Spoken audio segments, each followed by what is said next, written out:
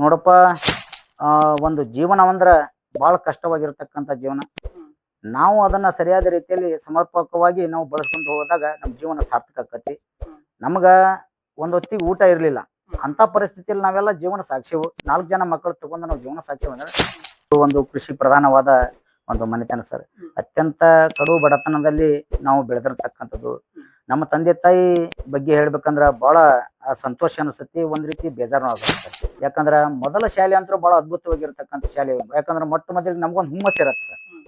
ಆ ಶಾಲೆಗೆ ಹೋದ ತಕ್ಷಣ ನಮಗೂ ಒಂದು ನೌಕರಿ ಅಂತಿಂತ ಕನಸುಗಳನ್ನು ಕಟ್ಕೊಂಡು ಹೋಗಿರ್ತೇವೆ. ಹ್ಮ್. ಅನೇಕ ಅಲ್ಲಿ ರಾರಾವಿ ಅಂತಕ್ಕಂಥದ್ದು ಅತ್ಯಂತ ಹಿಂದುಳಿದ ತಾಲೂಕುಗಳು, ಪ್ರದೇಶಗಳು ಸರ್. ಅಲ್ಲಿ ಹ್ಮ್. ಅಲ್ಲಿ ಮಕ್ಕಳು ಕಂಡ ತಕ್ಷಣ ಅಲ್ಲಿ ಒಂದು ಪ್ರಾದೇಶಿಕ ಭಾಷೆ ಅವ್ರ ಜೊತೆ ಮಾತನಾಡೋದು, ಒಂದಿಷ್ಟು ಕಠಿಣ ಆಗಿರ್ತಕ್ಕಂಥ ಜಟಿಲವಾಗಿರ್ತಕ್ಕಂಥ ಭಾಷೆಗಳು ಬಳಸ್ತಿರ್ತಾರೆ ಸರ್, ಆ ಪ್ರಾದೇಶಿಕ ಭಾಷೆ.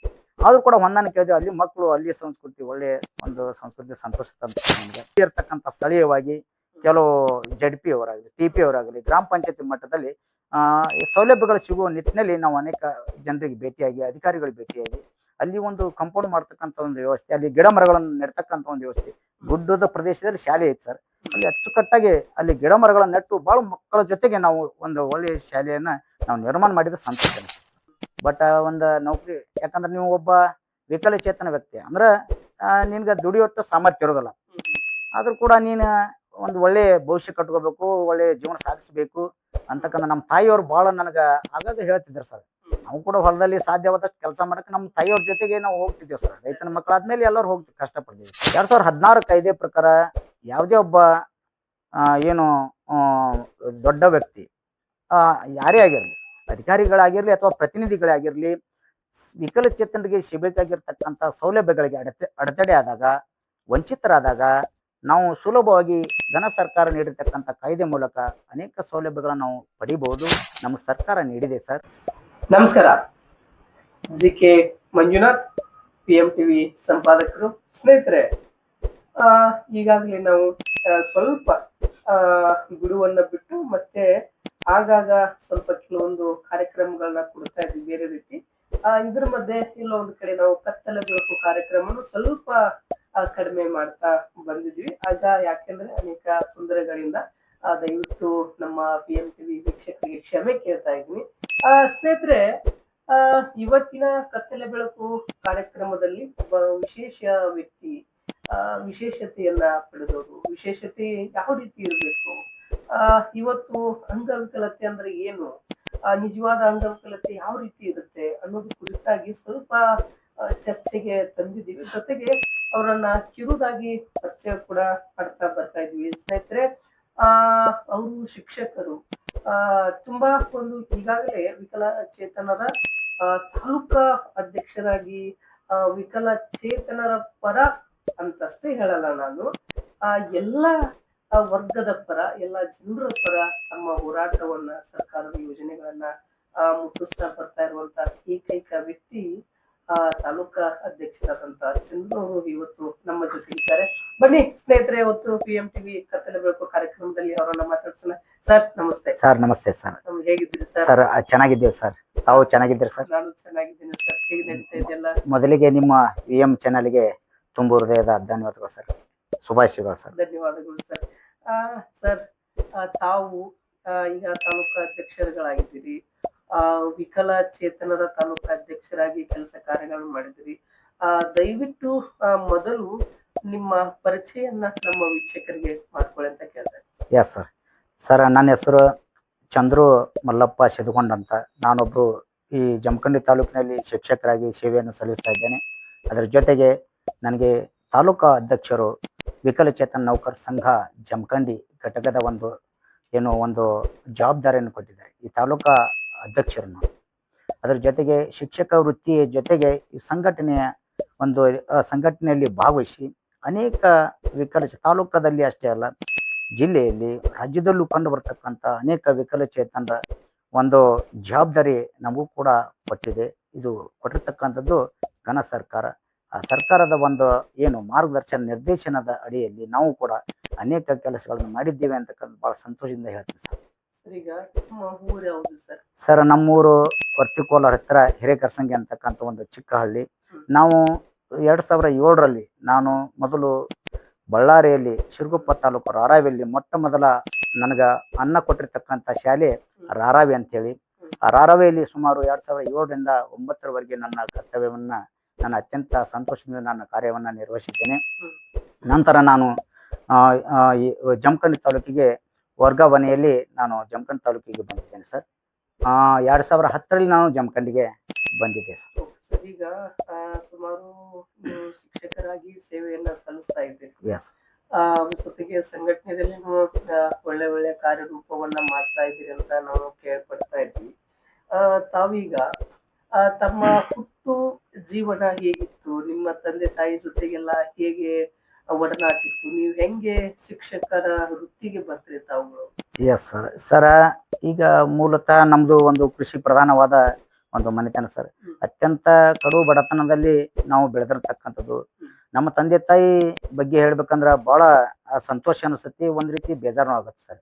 ಯಾಕಂದ್ರೆ ನಾವು ಚಿಕ್ಕವ್ರು, ನಾವು 4 ಜನ ಮಕ್ಕಳು ಸರ್. ನಮ್ದು ಒಂದು ರೈತ ಮನೆತನ, ಅಂದ್ರೆ ನಾವು ಆಲ್ಮೋಸ್ಟ್ ಏನಪ್ಪಾ ಅಂದ್ರೆ ಕೃಷಿಯಲ್ಲಿ ಕೆಲಸ ಮಾಡ್ತಕ್ಕಂಥ ಒಂದು ಪ್ರವೃತ್ತಿ ನಮ್ದು. ಅದ್ರ ಜೊತೆಗೆ ನಾವು ಏನಪ್ಪಾ ಅಂದ್ರೆ ಅತ್ಯಂತ ಕಡಿಮೆ ಒಂದು ಜಮೀನು ಇರ್ತಕ್ಕಂಥ ಒಂದು ಮನೆತನ. ಅದ್ರ ಆ ಒಂದು ಕಡಿಮೆ ಜಮೀನನ್ನು ಇಟ್ಕೊಂಡು ನಾವು ಜೀವನ ಸಾಗಿಸ್ತಕ್ಕಂಥ ಒಂದು ವ್ಯವಸ್ಥೆಯಲ್ಲಿ ನಮ್ಮ ತಂದೆ ತಾಯಿ ಬಹಳಷ್ಟು ದೊಡ್ಡ ಪ್ರಮಾಣದಲ್ಲಿ, ನಾನು ಹೆಮ್ಮೆಯಿಂದ ಹೇಳ್ತೀನಿ ಸರ್, ತಂದೆ ತಾಯಿ ಗಳಿಸಿರ್ತಕ್ಕಂಥ 40 ಎಕರೆ ಆಸ್ತಿ ಮಾಡಿದ್ದಾರೆ ಸರ್.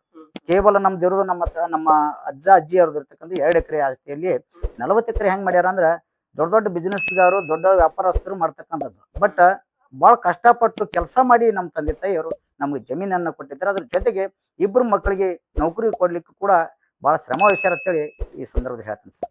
ಈಗ ತಾವು ವಿಕಲಚೇತನರ ಅಧ್ಯಕ್ಷರುಗಳಾಗಿದ್ದೀರಿ.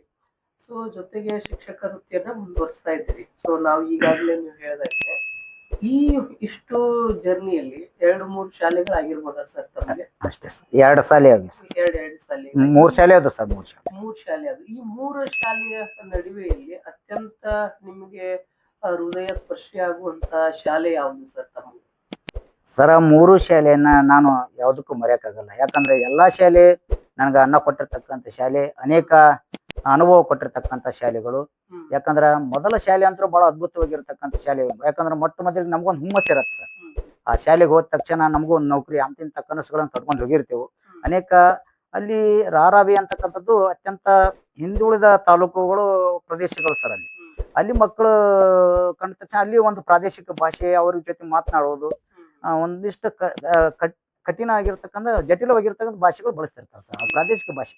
ಆದ್ರೂ ಕೂಡ ಹೊಂದಾಣಿಕೆ ಇದೆ. ಅಲ್ಲಿ ಮಕ್ಕಳು, ಅಲ್ಲಿ ಸಂಸ್ಕೃತಿ, ಒಳ್ಳೆ ಒಂದು ಸಂಸ್ಕೃತಿ ಸಂತೋಷ ತಂತ ಸರ್ ನಮ್ಗೆ. ಆ ನಂತರ ನಮ್ಮ ಕಡೆ ಈ ಕಡೆ ಬಂದೆವು. ಈ ಕಡೆ ಬಂದ ತಕ್ಷಣ ಇಲ್ಲಿ ಕೂಡ ನಾವು ಹುಣಸಿಕಟ್ಟೆಯಲ್ಲಿ ಪ್ರಾರಂಭ ಮಾಡಿದ್ವಿ ನಮ್ಮ ಸೇವೆಯನ್ನ. ಇಲ್ಲೂ ಕೂಡ ಸುಮಾರು 8 ವರ್ಷಗಳ ಕಾಲ ನಾನು ಸೇವೆಯನ್ನು ಸಲ್ಲಿಸಿದ್ದೀನಿ. ಬಹಳ ಅಚ್ಚುಕಟ್ಟಾಗಿ ಎಲ್ಲ ಊರಿನವರು ಕೂಡ ಅಷ್ಟೇ ಸಹಕಾರ ಕೊಟ್ಟಾರ ಸರ್. ಶಾಲೆ ಬರುವ ಪೂರ್ವದಲ್ಲಿ ಯಾವುದೇ ಕಾಂಪೌಂಡ್ ಇರಲಿಲ್ಲ.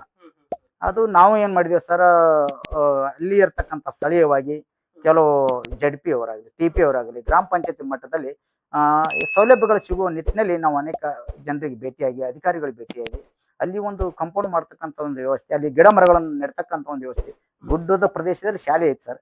ಅಲ್ಲಿ ಅಚ್ಚುಕಟ್ಟಾಗಿ ಅಲ್ಲಿ ಗಿಡ ಮರಗಳನ್ನು ನೆಟ್ಟು ಬಹಳ ಮಕ್ಕಳ ಜೊತೆಗೆ ನಾವು ಒಂದು ಒಳ್ಳೆಯ ಶಾಲೆಯನ್ನ ನಾವು ನಿರ್ಮಾಣ ಮಾಡಿದ ಸಂತೋಷ ಅನಿಸ್ತದೆ ಸರ್. ಅಲ್ಲ, ನೀವಾಗ ಶಿಕ್ಷಕರಾಗಿ ನನ್ನ ಮಗ ವಿಕಲಚೇತನ ಇದ್ದಾನೆ, ನನ್ನ ಮಗ ಮುಂದೇನ್ ಮಾಡ್ತಾನೆ, ಇವ್ನ ಜೀವನ ಹೇಗೆ ಅನ್ನೋದು ತಂದೆ ತಾಯಿಗಳಿಗೆ ಒಂದು ಭಾರ ಇರುತ್ತೆ. ಆಮೇಲೆ ಅವರು ಅಷ್ಟೇ ಕೂಡ ಅವ್ರ ಜವಾಬ್ದಾರಿಯಾಗಿರುತ್ತೆ. ಈಗಿನ ಕಾಲಘಟ್ಟದಲ್ಲಿ ಒಬ್ಬ ವ್ಯಕ್ತಿಗೆ ಮದ್ವೆ ಮಾಡ್ಬೇಕಂದ್ರೂ ಅಷ್ಟು ಈಸಿ ಅಲ್ಲ. ಸೊ ಇವತ್ತಿನ ಒಂದು ಇದರಲ್ಲಿ ನೀವು ಶಿಕ್ಷಕರಾಗಿ, ಈಗ ಕುಟುಂಬಸ್ಥರಾಗಿ ಒಂದು ಅನ್ಯೋನ್ಯತವಾಗಿ ಜೀವನವನ್ನ ನಡೆಸ್ತಾ ಇದ್ದೀರಿ. ಆ ಟೈಮಲ್ಲಿ ಹೇಗಿತ್ತು ಸರ್ ತಮ್ಮ ಪರಿಸ್ಥಿತಿ? ಸರ್, ನಮಗ ಮೊದಲ ನಮ್ಮ ತಂದೆ ತಾಯಿಯವರು ಹೇಳ್ತಿದ್ರು ಹಾಗಾಗಿ, ನೋಡಪ್ಪ, ಒಂದು ಜೀವನ ಅಂದ್ರೆ ಬಹಳ ಕಷ್ಟವಾಗಿರ್ತಕ್ಕಂಥ ಜೀವನ. ನಾವು ಅದನ್ನ ಸರಿಯಾದ ರೀತಿಯಲ್ಲಿ ಸಮರ್ಪಕವಾಗಿ ನಾವು ಬಳಸ್ಕೊಂಡು ಹೋದಾಗ ನಮ್ಮ ಜೀವನ ಸಾರ್ಥಕ ಆಕತಿ. ನಮಗ ಒಂದ್ ಹೊತ್ತಿಗೆ ಊಟ ಇರ್ಲಿಲ್ಲ. ಅಂತ ಪರಿಸ್ಥಿತಿಯಲ್ಲಿ ನಾವೆಲ್ಲ ಜೀವನ ಸಾಕ್ಷಿವು. 4 ಜನ ಮಕ್ಕಳು ತಗೊಂಡು ನಾವು ಜೀವನ ಸಾಕ್ಷಿ ಅಂದ್ರೆ, ನೀವು ಕೂಡ ಒಳ್ಳೆ ರೀತಿಯಲ್ಲಿ ಶಿಕ್ಷಣ ಪಡ್ಕೊಂಡು ನಮ್ಮ ತರ ನೀವು ಕಷ್ಟ ಪಡೋದು ಬೇಡ. ಬಟ್ ಒಂದು ನೌಕರಿ, ಯಾಕಂದ್ರೆ ನೀವು ಒಬ್ಬ ವಿಕಲಚೇತನ ವ್ಯಕ್ತಿ ಅಂದ್ರೆ ನಿನ್ಗೆ ದುಡಿಯೋಟ್ಟು ಸಾಮರ್ಥ್ಯ ಇರೋದಿಲ್ಲ. ಆದ್ರೂ ಕೂಡ ನೀನು ಒಂದು ಒಳ್ಳೆ ಭವಿಷ್ಯ ಕಟ್ಕೋಬೇಕು, ಒಳ್ಳೆ ಜೀವನ ಸಾಗಿಸ್ಬೇಕು ಅಂತಕ್ಕಂಥ ನಮ್ಮ ತಾಯಿಯವ್ರು ಬಹಳ ನನಗೆ ಆಗಾಗ ಹೇಳ್ತಿದ್ರು ಸರ್. ನಾವು ಕೂಡ ಹೊಲದಲ್ಲಿ ಸಾಧ್ಯವಾದಷ್ಟು ಕೆಲಸ ಮಾಡಕ್ಕೆ ನಮ್ಮ ತಾಯಿಯವ್ರ ಜೊತೆಗೆ ನಾವು ಹೋಗ್ತಿದ್ದೇವೆ ಸರ್. ರೈತನ ಮಕ್ಕಳಾದ್ಮೇಲೆ ಎಲ್ಲರೂ ಹೋಗ್ತೀವಿ, ಕಷ್ಟಪಡ್ತೀವಿ ಸರ್. ಬಟ್ ಅವರು ನಮಗೆ ಏನಪ್ಪಾ ಅಂದ್ರೆ ಬಹಳ ಒಂದು ಅಂತ ಸ್ಥಿತಿಯಲ್ಲೂ ಕೂಡ ನಮಗೆ ಶಿಕ್ಷಣ ಕೊಟ್ಟು ಈ ಮಟ್ಟಕ್ಕೆ ನಮ್ಮನ್ನು ತಂದಾರ ಸರ್. ಅವ್ರಿಗೆ ಮೊದಲೇ ನಾನು ಧನ್ಯವಾದಗಳು. ನಮ್ಮ ತಂದೆ ತಾಯಿ ಈ ಸಂದರ್ಭದಲ್ಲಿ ನೆನೆಸ್ತೀನಿ ಸರ್. ಓಕೆ, ಖಂಡಿತವಾಗ್ಲು ಇದ್ರ ಮಧ್ಯೆ ನೀವು ತಂದೆ ತಾಯಿಗಳಿಗ ಅವರು ಏನೇ ಬಂದ್ರು ಮಾಡ್ಬೇಕು, ನನ್ನ ಮಕ್ಕಳ ಜೀವನವನ್ನ ನಿರೂಪಿಸ್ಬೇಕು ಅಂತ ಹೌದು ಸರ್. ಇತ್ತು. ತಮ್ಮ ಶಿಕ್ಷಣ ಕಲಿಬೇಕಾದಾಗ ಆ ತಮ್ಮ ಶಿಕ್ಷಕರ ಜೊತೆಗೆ ಅಂದ್ರೆ ನಿಮ್ಮ ಗುರುಗಳ ಜೊತೆಗೆ ಹೇಗೆಲ್ಲ ಇತ್ತು ಸರ್ ತಮ್ಮ ಒಡನಾಟ? ಸರ್ ನಾವು ನಮ್ಮೂರಿಂದ ಈಗೆಲ್ಲ ಬಹಳ ಅನುಕೂಲ ಆಗ್ಯಾವ ಸರ್. ಎಲ್ಲ ಸರ್ಕಾರ ಘನ ಸರ್ಕಾರಗಳು ಬಹಳಷ್ಟು ಹಳ್ಳಿಗಳಲ್ಲಿ ಸಾಕಷ್ಟು ಶಾಲೆಗಳನ್ನು ತೆರೆದು ಅನೇಕ ಬಡ ವಿದ್ಯಾರ್ಥಿಗಳಿಗೆ, ಗ್ರಾಮೀಣ ಪ್ರದೇಶದ ವಿದ್ಯಾರ್ಥಿಗಳಿಗೆ ಒಂದು ಶಿಕ್ಷಣ ಸುಲಭವಾಗಿ ಸಿಗಬೇಕು ಅಂತಕ್ಕಂಥ ದೃಷ್ಟಿ ಇಟ್ಕೊಂಡು ಸಾಕಷ್ಟು ಶಾಲೆಗಳನ್ನ ಈಗ ತೆರೆದೈತಿ. ಮೊದಲು ಸರ್ಕಾರಕ್ಕೆ ಧನ್ಯವಾದಗಳು ಹೇಳ್ಬೇಕು ಸರ್. ಅದ್ರ ಜೊತೆಗೆ ನಮಗೆ ನಮ್ಮ ಪರಿಸ್ಥಿತಿ ಒಳಗ ನಾವು ನಮ್ಮೂರಿಂದ ಕೇವಲ 1ರಿಂದ 4ನೇ ತರಗತಿಗೆ ಮಾತ್ರ ಶಾಲೆ ಇತ್ತು ಸರ್. ಆಮೇಲೆ 5, 6, 7, 8 ಹೈಸ್ಕೂಲ್ 10ನೇ ತರಗತಿವರೆಗೂ ನಾವು ಬೇರೆ ಕಡೆನ 2 ಕಿಲೋಮೀಟರ್ ನಡ್ಕೊಂಡು ಹೋಗಿ ನಾವು ಶಾಲೆಯನ್ನು ಕಲ್ತಿದ್ದೇವೆ ಸರ್. 2 ಕಿಲೋಮೀಟರ್ ನಡ್ಕೊಂಡು ಹೋಗ್ಯಾವ ಸರ್. 2 ಕಿಲೋಮೀಟರ್ ನಡ್ಕೊಂಡು ಹೋಗ್ಯವು.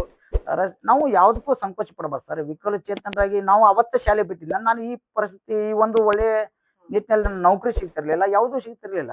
ನಾವು ಕಷ್ಟಪಡ್ಬೇಕು ಅಂತ ನಮ್ಮ ತಂದೆ ತಾಯಿ ಒಂದು ಇನ್ಸ್ಪೈರ್ ಸರ್. ಅದು ಕೂಡ ಅವ್ರು ಏನ್ ಮಾಡ್ತಿದ್ರಿ, ನಮ್ಮನ್ನ ನಾವು ಹಾಲು ತುಂಬು ಉದ್ಯೋಗ ಮಾಡ್ತಿದ್ದೇವೆ ಸರ್.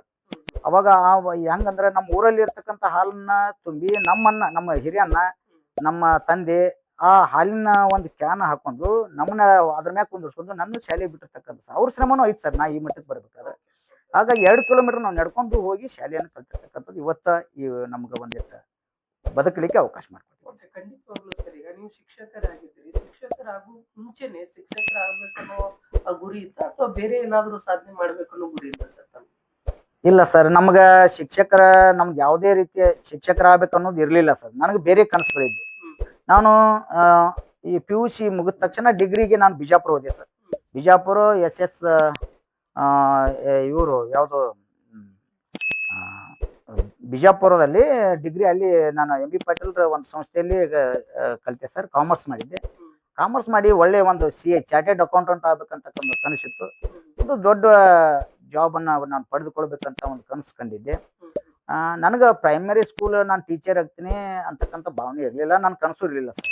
ಅದನ್ನ ನನಗೆ ಈ ಒಂದು ಕನಸನ್ನು ನನಸು ಮಾಡಿರ್ತಕ್ಕಂಥ ಯಾರು ನನ್ನ ತಾಯಿ ಸರ್. ಅವರು ಹಳ್ಳಿ ಒಂದು ಗ್ರಾಮೀಣ ಪ್ರದೇಶದಲ್ಲಿ ಅಲ್ಲಿ ಶಿಕ್ಷಕರು ನೋಡಿ ಸಾಕು, ನನ್ನ ಮಗ ಇಷ್ಟ ಸಾಕು, ಒಬ್ರು ಶಿಕ್ಷಕರಾಗಿ 4:15 ಗಂಟೆ ಮನೆಗೆ ಬರ್ತಾರ ಅಂತಕ್ಕಂಥ ಭಾವನೆ ಇಟ್ಕೊಂಡು ದೌಡು ನೌಕರಿ ಸಿಗ್ತೈತಿ ಅಂತಕ್ಕಂಥ ವಿಚಾರದಿಂದ ಅವರು ನನ್ನನ್ನ ಇನ್ಸ್ಪೈರ್ ಮಾಡಿ ನನ್ನ ಬೆಂಗಳೂರಿಗೆ ಏನ್ ಮಾಡಿದ್ರು ಸರ್, ನನ್ನ D.Ed ಅನ್ನ ಕೋರ್ಸ್ ಅನ್ನು ಕಲೀಲಿಕ್ಕೆ ಪ್ರೋತ್ಸಾಹ ಅಲ್ಲಿ ಕಳಿಸಿದ್ರು ಸರ್. ಅಲ್ಲಿಂದ ನನಗೆ ಒಂದು 2004ರಲ್ಲಿ ನಾನು ಅಲ್ಲಿ ಕಲಿತು 2 ವರ್ಷ ನಾ ಕೋರ್ಸ್ ಮುಗಿಸಿ ವಾಪಸ್ ನಾನು ಬಿಜಾಪುರ ಬಂದು 1 ವರ್ಷ ಚಾಣಕ್ಯ ಕರಿಯರದಲ್ಲಿ ನಾನು ಕೋಚಿಂಗ್ ತಗೊಂಡು 2007ರಲ್ಲಿ ಅಪಾಯಿಂಟ್ಮೆಂಟ್ ಆಗಿದೆ ಸರ್. ಅದು ನಮ್ಮ ತಂದೆ ತಾಯಿ ಪುಣ್ಯ. ಈಗ ತಾವು ಸಂಘಟನೆ ವಿಕಲಚೇತನರ ತಾಲೂಕು ಅಧ್ಯಕ್ಷರಿದ್ದೀರಿ, ಶಿಕ್ಷಕರಿದ್ದೀರಿ. ಇದ್ರ ಮಧ್ಯೆ ನಿಮ್ಗೆ ತಾಲೂಕು ಅಧ್ಯಕ್ಷರಾಗಿ ಕೆಲಸವನ್ನ ಸಹಕರಿಸಕ್ಕೆ ಅಂತ ಮಾಡಕ್ಕೆ ತಮ್ಮ ಕುಟುಂಬದ ಸಹಕಾರ ಯಾವ ರೀತಿ ಇದೆ ಸರ್? ಕುಟುಂಬದ ಸಹಕಾರ ಇದೆ ಸರ್. ನಮಗೆ ಯಾವತ್ತು ನಮ್ಮ ತಂದೆ ತಾಯಿಯವರು, ನಮ್ಮ ಏನು ಒಡಹುಟ್ಟಿದವರು, ಅಣ್ಣ ತಮ್ಮಂದ್ರು ಅವ್ರು ಯಾವತ್ತೂ ಅಡೆತಡೆ ಮಾಡಿಲ್ಲ ಸರ್. ನಮಗೆ ಸ್ವತಂತ್ರ ಬಿಟ್ಬಿಟ್ಟಾರ ಸರ್. ಯಾಕಂದ್ರೆ ನಮ್ಮ ಮಗ ಒಳ್ಳೆ ಒಂದು ನಿರ್ವಹಿಸ್ತಾನ ಐತಿ. ಯಾವುದೇ ಕೆಲಸಕ್ಕೆ ನಾವು ಅವ್ರನ್ನ ಕೇಳೋದಿಲ್ಲ ಸರ್. ಒಂದು ಒಳ್ಳೆ ಕೆಲಸ ಇತ್ತಂದ್ರೆ ನಾವು ಮುಗಿ ಬಿಡ್ತೇವೆ ಸರ್. ಈ ಸಮಾಜ ಸೇವೆ ಅಂದ ಕೂಡಲೇ ನಾವು ಯಾರನ್ನೂ ಕೇಳೋ ಅವಶ್ಯಕತೆ ಇರೋದಿಲ್ಲ ಸರ್. ಸ್ವತಂತ್ರವಾಗಿ ಒಂದು ತೀರ್ಮಾನ ತಗೊಂಡು ನಮ್ಮ ಯಾವಲ್ ಸರ್, ನಾವು ವೃತ್ತಿ ಜೊತೆಗೆ ಇನ್ನೊಂದು ಮಾಡ್ತೇವೆ ಅಂತಕ್ಕಂಥ ನಮ್ಮಲ್ಲಿ ಈ ಒಂದು ಸಾಮರ್ಥ್ಯ ಇರ್ಬೇಕು ಸರ್. ಎಲ್ಲರೂ ಕೂಡ ಅದನ್ನ ಇರ್ತೈತಿ ಸರ್. ಎಲ್ಲರಲ್ಲೂ ಒಂದು ಸಾಮರ್ಥ್ಯ ಇರ್ತೈತಿ, ಅದನ್ನ ನಾವು ಬಳಸ್ಕೊಬೇಕು. ಓಕೆ, ಈಗ ತಾಲೂಕಾ ಅಧ್ಯಕ್ಷರಾಗಿ ಆಯ್ಕೆ ಆದ್ಮೇಲೆ ಏನೆಲ್ಲ ಯೋಜನೆಗಳನ್ನ ಕೈಗೊಂಡಿದ್ದೀರಿ ಸರ್ ತಾವು? ಸರ್, ನಾನು ವಿಕಲಚೇತನ ತಾಲೂಕು ಅಧ್ಯಕ್ಷರು ಮತ್ತು ಬಾಗಲಕೋಟೆ ಜಿಲ್ಲೆಯ ವಿಕಲಚೇತನ ಜಿಲ್ಲಾ ಪ್ರಧಾನ ಕಾರ್ಯದರ್ಶಿ ಹಾಗೂ ಬೆಳಗಾವಿ ಜಿಲ್ಲೆಯ ವಿಭಾಗೀಯ ಸಂಘಟನಾ ಕಾರ್ಯದರ್ಶಿಯಾಗಿ ನನಗೆ ಈ ಒಂದು ಸ್ಥಾನಮಾನ ಕೊಟ್ಟಿರ್ತಕ್ಕಂಥವ್ರು ಯಾರಂದರೆ ಸನ್ಮಾನ್ಯ ನಮ್ಮ ಕರ್ನಾಟಕ ರಾಜ್ಯ ಏನು ವಿಕಲಚೇತನ ನೌಕರರ ರಾಜ್ಯಾಧ್ಯಕ್ಷರಾಗಿರ್ತಕ್ಕಂಥ ವೀರಪ್ಪ ಅಂಡಿಗೆಯವರು. ಅವರು ಭಾಳಷ್ಟು ಶ್ರಮ ವಹಿಸಿ ಇಡೀ ರಾಜ್ಯದ ಪ್ರತಿಯೊಂದು ತಾಲೂಕುಗಳಲ್ಲಿ, ಪ್ರತಿಯೊಂದು ಜಿಲ್ಲೆಗಳಲ್ಲಿ ಏನು ಒಡನಾಟ ಇಟ್ಕೊಂಡು ಅಲ್ಲಿಗೆ ಹೋಗಿ ಅನೇಕ ವಿಕಲಚೇತನ ಸಂಘಟನೆಗಳನ್ನು ಮಾಡಿ ಇವತ್ತು ರಾಜ್ಯಾದ್ಯಂತ ದೊಡ್ಡ ಪ್ರಮಾಣದ ಸಂಘಟನೆಯನ್ನ ತಯಾರು ಮಾಡಿರ್ತಕ್ಕಂಥದ್ದು ವೀರಪ್ಪ ಅಂಡಿಗೆಯವರು ಹೇಳ್ತೀವ್ರಿ. ಅವರು ವಿಕಲಚೇತನರಿಗಾಗಿ ಸಾಕಷ್ಟು ಕೇವಲ ನೌಕರ ಒಂದು ವಿಕಲಚೇತನ ನೌಕರಿಗೆ ಅವರು ಅಷ್ಟೇ ಅಲ್ಲ, ಅನೇಕ ವಿಕಲಚೇತನ ಜನಸಾಮಾನ್ಯರಿಗೂ ಕೂಡ ಒಂದು ಅವಕಾಶ ಮಾಡಿಕೊಟ್ಟು ಸಾಕಷ್ಟು ಸೌಲಭ್ಯಗಳನ್ನು ಒದಗಿಸುವ ನಿಟ್ಟಿನಲ್ಲಿ ಬಹಳ ಪರಿಶ್ರಮ ಕೂಡ ಅವ್ರು ಪಟ್ಟಿದ್ದಾರೆ. ಅಂತ ಒಬ್ಬ ರಾಜ್ಯಾಧ್ಯಕ್ಷರು ನೋಡಿ ನಾವು ಕೂಡ ಇನ್ಸ್ಪೈರ್ ಆಗಿ ನಾವು ಕೂಡ ಅವರು ಬಹಳ ಆತ್ಮೀಯರು ಸರ್. ಅವರು ನಮ್ಮ ಡಿ.ಎಡ್ ಬ್ಯಾಚ್ಮೆಂಟ್ ಸರ್. ಅವರು ಬಹಳ ವರ್ಷ ಅವರು NPS ಹುಟ್ಟು ಹೋರಾಟಗಾರ ಸರ್. ಮೊಟ್ಟ ಮೊದಲಿಗೆ NPS ಅಂತಕ್ಕಂಥದ್ದನ್ನೇ ಗುರ್ತು ಮಾಡಿದ್ದೆ ಅವರಿಂದ ಸರ್. ಅವ್ರು ಅಲ್ಲಿಂದ ಸ್ಟಾರ್ಟ್ ಮಾಡಿ ಅವರು ವಿಕಲಚೇತನ 2015ರಲ್ಲಿ ಅವರು ರಾಜ್ಯಾಧ್ಯಕ್ಷರಾಗಿ ಕಾರ್ಯನಿರ್ವಹಿಸಕತ್ರು. ಅಲ್ಲಿಂದ ದೊಡ್ಡ ಪ್ರಮಾಣದಲ್ಲಿ ಅವರು ಬೆಳೆದು ಇವತ್ತ ಹೆಮ್ಮರವಾಗಿ ನಮ್ಮ ವಿಕಲಚೇತನ ಸಂಘಟನೆ ಬೆಳೆದಿದೆ ಸರ್. ಬಹಳ ಸಂತೋಷ ಅನಿಸ್ತದೆ ಸರ್. ಖಂಡಿತವಾಗ್ಲು ಸರ್. ಈಗ ಇಷ್ಟೊತ್ತು ತಾವುಗಳು ಹೇಳಿದ್ರಿ, ಎಲ್ಲಾನು ಹೇಳಿದ್ರಿ, ಕುಟುಂಬದ ಬಗ್ಗೆ ಸಣ್ಣದಾಗಿ ಪರಿಚಯನ್ನ ಮಾಡ್ಕೊಂಡಿದ್ರಿ ಸರ್. ಈಗ ವಿಕಲಚೇತನರ ಬರುವ ಸೌಲಭ್ಯಗಳಲ್ಲಿ ಎಲ್ಲೋ ಒಂದು ಕಡೆ ಕುಂದುಕೊರತೆ ಆದಾಗ, ತೊಂದರೆಗಳಾದಾಗ ಪ್ರಭಾವಿ ಅಧಿಕಾರಿಗಳ ತಮಗೆ ಏನಾದ್ರೂ ಹೊರೆ ಹಾಕಿರುವಂತ ಸಂದರ್ಭಗಳಿದೆ ಸರ್ ತಮ್ಮ? ಸರ, ಈಗಾಗಲೇ ಘನ ಸರ್ಕಾರಗಳು ವಿಕಲಚೇತನರಿಗಾಗಿ ಪ್ರತ್ಯೇಕವಾಗಿ ವಿಕಲಚೇತನರಿಗಾಗಿ ಸಾಕಷ್ಟು ಜಿಲ್ಲಾ ಹಂತದಲ್ಲಿ, ತಾಲೂಕು ಹಂತದಲ್ಲಿ, ರಾಜ್ಯ ಮಟ್ಟದಲ್ಲಿ ದೊಡ್ಡ ಪ್ರಮಾಣದ ಅವಕಾಶಗಳನ್ನ, ಸೌಲಭ್ಯಗಳನ್ನ ಸರ್ಕಾರ ನಮಗೆ ನೀಡಿದೆ. 2016 ಕಾಯ್ದೆ ಪ್ರಕಾರ ಯಾವುದೇ ಒಬ್ಬ ಏನು ದೊಡ್ಡ ವ್ಯಕ್ತಿ ಯಾರೇ ಆಗಿರಲಿ, ಅಧಿಕಾರಿಗಳಾಗಿರ್ಲಿ ಅಥವಾ ಪ್ರತಿನಿಧಿಗಳೇ ಆಗಿರಲಿ, ವಿಕಲಚೇತನರಿಗೆ ಸಿಗಬೇಕಾಗಿರ್ತಕ್ಕಂಥ ಸೌಲಭ್ಯಗಳಿಗೆ ಅಡೆತಡೆ ಆದಾಗ, ವಂಚಿತರಾದಾಗ ನಾವು ಸುಲಭವಾಗಿ ಘನ ಸರ್ಕಾರ ನೀಡಿರ್ತಕ್ಕಂಥ ಕಾಯ್ದೆ ಮೂಲಕ ಅನೇಕ ಸೌಲಭ್ಯಗಳನ್ನು ನಾವು ಪಡಿಬಹುದು. ನಮಗೆ ಸರ್ಕಾರ ನೀಡಿದೆ ಸರ್. ಹಾಗಾಗಿ ಯಾವುದೇ ರೀತಿಯ ಸಂಕೋಚ ಪಡೆದೆ, ಭಯ ಪಡೆದೆ ನಾವೆಲ್ಲರೂ ಕೂಡ ವಿಕಲಚೇತನರು ಸರ್ಕಾರ ಸೌಲಭ್ಯ ಪಡಿಲಿಕ್ಕೆ ಯಾಕೆ ಸರ್ ನಮ್ಗೆ ಹಿಂಜರಿಬೇಕು? ಸರ್ಕಾರ ಸೌಲಭ್ಯ ಸಾಕಷ್ಟು ಕೊಟ್ಟಿದೆ.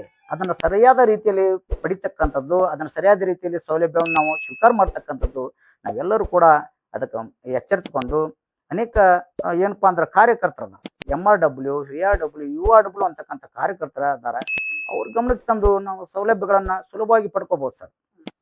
ಈಗ ನೌಕರರ ಸಂಘ ವಿಕಲಚೇತನರ ತಾಲೂಕು ಅಧ್ಯಕ್ಷರ ಇದರಿಂದ ಈಗೊಂದು ಬೇರೆ ನೌಕರರ ಸಂಘಕ್ಕೂ ನಿಮ್ಮ ನೌಕರರ ಸಂಘಕ್ಕೂ ಹೋಲಿಕೆ ಮಾಡಿದಾಗ ನಿಮ್ಮ ಸ್ವಲ್ಪ ಅನೇಕ ಯೋಜನೆಗಳನ್ನ ಎಲ್ಲರಿಗೂ ಸರಿ ಸಮವಾಗಿ ಮುಟ್ಟಬೇಕು, ವಿಕಲಚೇತನರಿಗೆ ಮಾತ್ರ ಅನ್ನುವ ಕೆಲವೊಂದು ಈ ಹಿಂದಿನ ಕಾರ್ಯಕ್ರಮಗಳನ್ನ ನೋಡಿದಾಗ ಅದು ಹೇಗೆ ಸಾಧ್ಯ ಅದು? ಸರ, ಈಗ ವಿಕಲಚೇತನ ಸಂಘಟನೆ ಜೊತೆಗೆ ನಾವು ಬೇರೆ ಬೇರೆ ಸಂಘಟನೆಗಳು ಸರ್. ಶಿಕ್ಷಕರ ಸಂಘಟನೆ ಆಗಿರಲಿ, NGO ಸರ್ಕಾರಿ ನೌಕರರ ಸಂಘಟನೆ ಆಗಿರಲಿ, ವೃಂದ ಸಂಘಗಳು ಇರ್ತಾವೆ ಸರ್. ವಿವಿಧ ರೀತಿಯ ಸಂಘಟನೆಗಳು ಇರ್ತಾವ್ರಿ. ಆ ಎಲ್ಲ ಸಂಘಟನೆಗಳನ್ನ ನಾವು ವಿಕಲಚೇತನ ಸಂಘಟನೆ ಯಾವ ರೀತಿ ನಾವು ಇದು ಮಾಡ್ತೀವೋ ಅವಕ್ಕೂ ಅಷ್ಟೇ ಒಂದು ಸಮಾನತೆಯನ್ನ ಕೊಟ್ಟು ನಾವು ಕೂಡ ಬೇರೆ ಬೇರೆ ಸಂಘಟನೆಯವ್ರಿಗೆ ಸ್ವಲ್ಪ ಸಾಧ್ಯವಾದಷ್ಟು ಸಲಹೆ ಸೂಚನೆಗಳನ್ನು ಕೊಡೋದು, ಅವ್ರ ಕಡೆಯಿಂದ ನಾವು ಕೂಡ ಕೆಲವು ಸಲಹೆ ಸೂಚನೆಗಳನ್ನು ಪಡೆದುಕೊಳ್ಳೋದು, ಒಂದು ಅವಿನಾಭಾವ ಸಂಬಂಧ ಇಟ್ಕೊಂಡು ಎಲ್ಲ ವೃಂದ ಸಂಘಗಳು ಒಟ್ಟಾಗಿ ಒಗ್ಗಟ್ಟಾಗಿ ಮಾಡೋದ್ರ ಜೊತೆಗೆ ನಾವು ಕೂಡ ಸಾಧ್ಯ ಆದಷ್ಟು ಇವತ್ತು ನಾವು ಒಬ್ಬ ಶಿಕ್ಷಕ ಅದನ್ನ ನಮ್ಮ ವಿಕಲಚೇತನ ಸಂಘಟನೆ ಕೇವಲ ಸೀಮಿತ ಅಲ್ಲ ಸರ್. ವಿಕಲಚೇತನ ಸಂಘಟನೆ ವಿಕಲಚೇತನರ ಸಮಸ್ಯೆಗಳ ಜೊತೆಗೆ, ವಿಕಲಚೇತನ ಸೌಲಭ್ಯಗಳ ಜೊತೆಗೆ ಬೇರೆಯವ್ರ ಜೊತೆ ಸಂಘಟನೆ, ಬೇರೆಯವ್ರ ಶಿಕ್ಷಕರ ಒಂದು ಕೆಲಸ ಮಾಡ್ಲಿಕ್ಕೆ ತಪ್ಪೇನಿಲ್ಲ.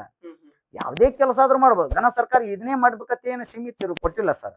ಯಾವುದೇ ಒಳ್ಳೆ ಕೆಲಸ ಮಾಡೋದತ್ತಂದ್ರೆ ಯಾವಾಗ ಬೇಕಾದ್ರೂ ಮಾಡಕ್ ಅವಕಾಶ ಐತೆ ಸರ್. ಹಾಗಾಗಿ ನಾವು ಶಿಕ್ಷಕರ ಒಂದು ಕೆಲಸಗಳು ಏನೇ ಇರಲಿ ಸರ್, ನಾವು ಬಹಳ ಸಂತೋಷದಿಂದ, ಅತ್ಯಂತ ಪ್ರೀತಿಯಿಂದ ಆಗಿಂದಾಗ ನಾವು ಅವ್ರಿಗೆ ರೆಸ್ಪಾನ್ಸ್ ಮಾಡಿ ಆ ಕೆಲಸವನ್ನು ಮಾಡತಕ್ಕಂಥ ಒಂದು ಕೆಲಸ ನನಗೆ ಬಹಳ ಸಂತೋಷ ತಂದಿದೆ ಸರ್. ಅಷ್ಟು ಮಾಡ್ತೀವಿ ಸರ್. ಓಕೆ. ಈಗ ಇವತ್ತು ವಿಕಲಚೇತನರ ಮೇಲೆ ಎಲ್ಲಾ ವೃತ್ತಿಯಲ್ಲಿ ಇದ್ದಾರೆ, ಕೆಲವೊಬ್ರು ಏನೇನೋ ಒಂದು ದೊಡ್ಡ ದೊಡ್ಡ ಸಾಧಕರಿದ್ದಾರೆ. ಈಗ ನಾವು ಬೆಂಗಳೂರಂತ ಪ್ರದೇಶಗಳಾಗಿರ್ಬೋದು ಅಥವಾ ಬೆಳಗಾವಿ, ಬಿಜಾಪುರ ಯಾವುದೇ ಒಂದು ರಾಜ್ಯದಲ್ಲಿ ಆಗಿರ್ಬೋದು ದೊಡ್ಡ ಈಗ ವಿಕಲಚೇತನರ ಅಂದ ತಕ್ಷಣನೇ ನನ್ ಕಡೆ ಆಗಲ್ಲಪ್ಪ, ನಾನ್ ಬೀದಿ ಬದಿ ಕುತ್ಕೊಂಡು ನಾನು ಏನೋ ಒಂಥರ ಜನರ ಕಡೆ ಸಹಾಯ ಕೇಳ್ಬೇಕು ಅಂದ್ರೆ ನಾನ್ ಭಿಕ್ಷಾ ಕೇಳ್ಬೇಕು ಅನ್ನೋ ಮೆಂಟಾಲಿಟಿ ಸುಮಾರು ಜನ ತಾವುಗಳು ನೋಡ್ತಾ ಇದ್ರಿ. ಅಂತವ್ರಿಗೆಲ್ಲ ನೀವು ಸ್ಫೂರ್ತಿ. ಈಗ ಸೊ ಅವ್ರಿಗೆಲ್ಲ ಏನ್ ಹೇಳಕ್ ಇಷ್ಟಪಡ್ತೀರ ಸರ್? ನಮಗ ವಿಕಲತೆ ಅಂದ್ರ ಕೇವಲ ದೈಹಿಕವಾಗಿ ನಾವು ವಿಕಲರಾಗಿರ್ಬೋದು. ಸಾಮರ್ಥ್ಯ ಅಂತಕ್ಕಂಥದ್ದು ಸಾಮಾನ್ಯ ವ್ಯಕ್ತಿಗಿಂತ ಹೆಚ್ಚಿದೆ ಸರ್. ಅದು ಬಹಳ ಹೆಮ್ಮೆಯಿಂದ ಹೇಳ್ತೀನಿ, ಸಂತೋಷದಿಂದ ಹೇಳ್ತೀನಿ. ಆದ್ರೆ ನಾವು ಆಲಸ್ಯಗಳಾಗ್ಬಾರ್ದು ಸರ್.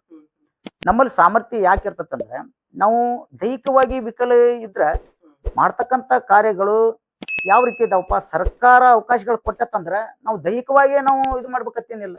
ಸಾಕಷ್ಟು ಕೆಲಸಗಳನ್ನ ನಾವು ಮನೆಯಲ್ಲಿ ಕೂತೆ ಮಾಡ್ಬೋದು. ಅನೇಕ ಅಧಿಕಾರಿಗಳ ಮೂಲಕ ನಾವು ಕೆಲಸಗಳನ್ನು ಪಡಿಬಹುದು. ಅನೇಕ ವ್ಯಕ್ತಿ ಸಂಘ ಸಂಸ್ಥೆಗಳ ಮೂಲಕ ನಾವು ಕೆಲಸಗಳನ್ನ ಸಾಕಷ್ಟು ಮೀಡಿಯಾಗಳದಾವ್ ಸರ್. ಯಾಕೆ ನಾವು ಅಷ್ಟು ದನ್ಕೊಂಡ್ ಮಾಡುವಂಥದ್ದು ಏನಿದೆ?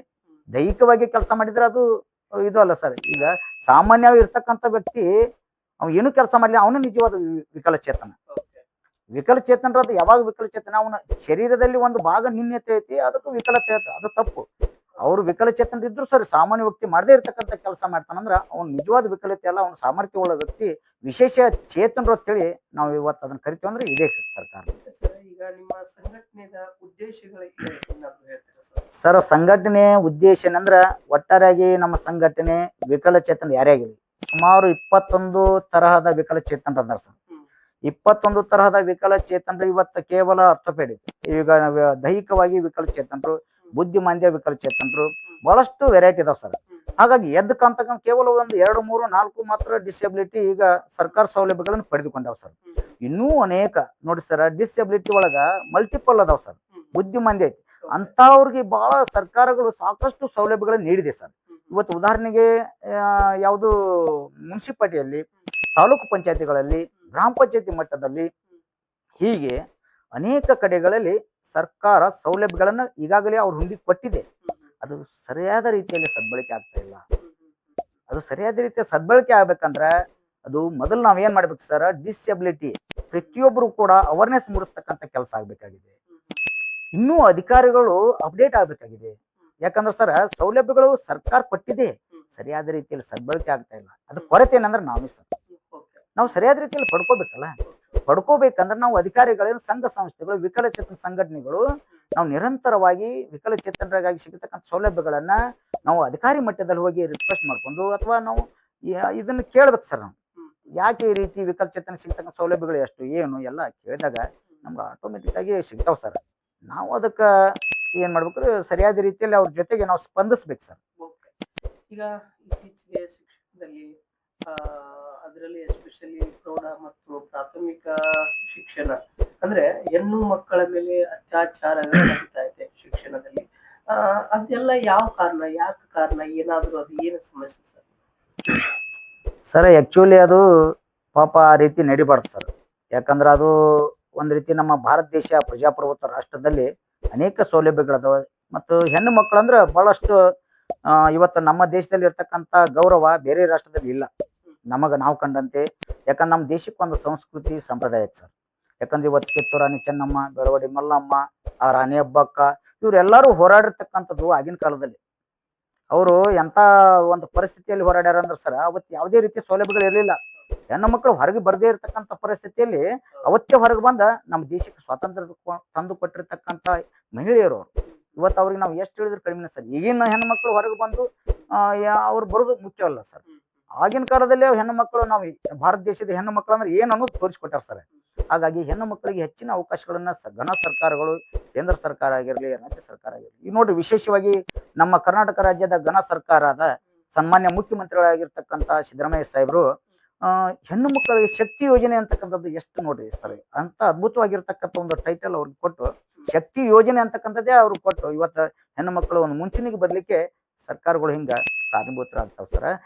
ಹಿಂಗ ಬರೋದ್ರಿಂದನೇ ಹೆಣ್ಣು ಮಕ್ಕಳು ಸ್ವಲ್ಪ ಮುಂಚಿನ ಒಳಗೆ ಬರ್ತಾರಂತಕ್ಕಂಥದ್ದು ಬಹಳ ಖುಷಿ ಪಡ್ತದೆ ಸರ್. ಓಕೆ ಸರ್, ಈಗ ಕನ್ನಡ ಶಾಲೆಗಳ ಎಲ್ಲಾನು ಸಮಾನವಾಗಿ ಕನ್ನಡ ಶಾಲೆ ಬೆಳವಣಿಗೆ ಎಷ್ಟು ಉಳಿತಾ ಇರ್ತಾವ, ಒಬ್ಬರ ಶಿಕ್ಷಕರಾಗಿ ಕನ್ನಡ ಶಾಲೆಯನ್ನ ಯಾವ ರೀತಿಯಾಗಿ ಉಳಿಸ್ಬೇಕು ಅಂತ? ಸರ್, ಕನ್ನಡ ಶಾಲೆಗಳಲ್ಲಿ ನಾವು ಕೂಡ ಕಲ್ತಿದ್ದು. ಇವತ್ತು ಕನ್ನಡ ಶಾಲೆ ಯಾಕಂದ್ರೆ ಹೆಮ್ಮೆಯಿಂದ ಹೇಳ್ತೀನಿ ಸರ್, ನಿಜವಾಗ್ಲು ಮೊದಲು ಎಲ್ಲಾ ಪ್ರೈವೇಟ್ ಶಾಲೆಗಳು ಇರಲಿಲ್ಲ.